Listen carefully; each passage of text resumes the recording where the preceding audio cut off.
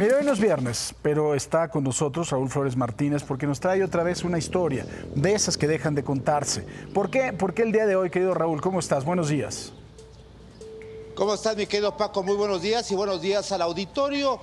El próximo sábado 18 de marzo se cumplen 3 años de la primera muerte por COVID aquí en México, pero 3 años que ha pasado una pandemia, mi querido Paco, pero hasta el momento no se ha recuperado muchísimas de las personas en lo que hablamos de salud, pero también en las cuestiones administrativas, porque hay algunas desapariciones, averiguaciones previas que casualmente desaparecieron por todo lo de la pandemia, además de unos juicios. Pero ¿qué te parece si vemos lo siguiente?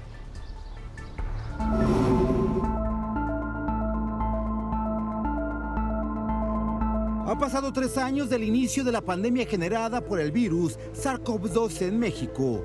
El primer contagio se registró el 27 de febrero del 2020. 20 días después, el 18 de marzo se registra la primera muerte por COVID-19 en el país. 3 años donde la vida cambió para todos. Vivimos de la tarjeta de crédito, o sea, no hubo de otra, pedir préstamos y todo, pero bueno, finalmente se reavivó la economía y ya fueron saliendo cosas, pagar deudas, etcétera. Los negocios bajaron sus cortinas, algunos se han comenzado a recuperar, otros se han quedado con deudas o cerraron de forma permanente. Las actividades laborales pasaron de la oficina al hogar. 3 años después, se sigue la misma dinámica. Trabajo pues cambió a home office, apenas ahorita nos estamos reincorporando a las oficinas. Entonces es cambiar hábitos, simplemente cambiar hábitos. La pandemia también afectó las investigaciones que día con día se fueron acumulando en las fiscalías y procuradurías del país.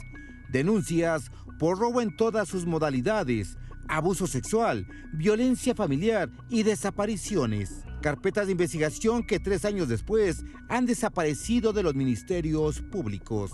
Uno de esos casos es el de Gabriela Muñoz Pérez, quien desde el pasado 12 de noviembre del 2019 busca a sus hijas Paula Sofía de 12 y Alicia Gabriela de 4 años de edad. También se atravesó lo de la pandemia y eso pues a mí me retrasó mucho porque pues todo se bloqueó, se cerró, no hubo más avances. De repente mandaron mis carpetas al archivo porque como no se le daba seguimiento dado que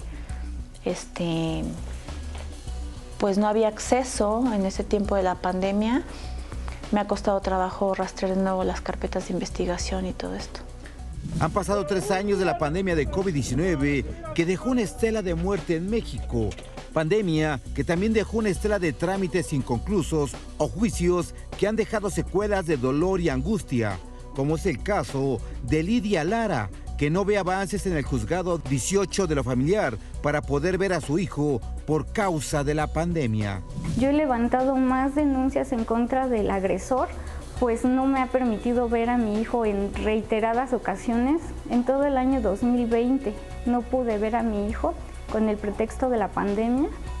Obviamente mi bebé, porque para mí sigue siendo mi bebé, en ese momento tenía 5 años. Y no pude estar con él para nada. Me he perdido de estar con él para su cumpleaños, en los Reyes.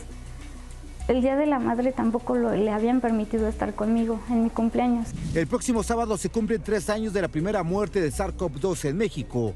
3 años donde no hay una cifra exacta de las personas que perdieron la vida en esta pandemia. Pandemia que nos cambió los hábitos, nos hizo pasar de las oficinas a los hogares, de modernizarnos y ser más afectos a las nuevas tecnologías.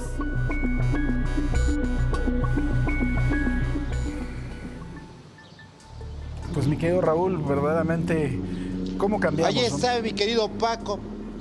3 años de esta pandemia que afortunadamente ya vamos saliendo, sin embargo, los contagios se siguen dando, mi querido Paco, al igual que las muertes. No hay cifras exactas, por una parte las cifras de la Secretaría de Salud y por otra parte las cifras del INEGI, que van más de 2 millones de personas que perdieron la vida por este virus del COVID-19, Paco. Así es, el manejo de las cifras y el imperio de los otros datos. Gracias, Raúl. Muy buenos días. Buenos días.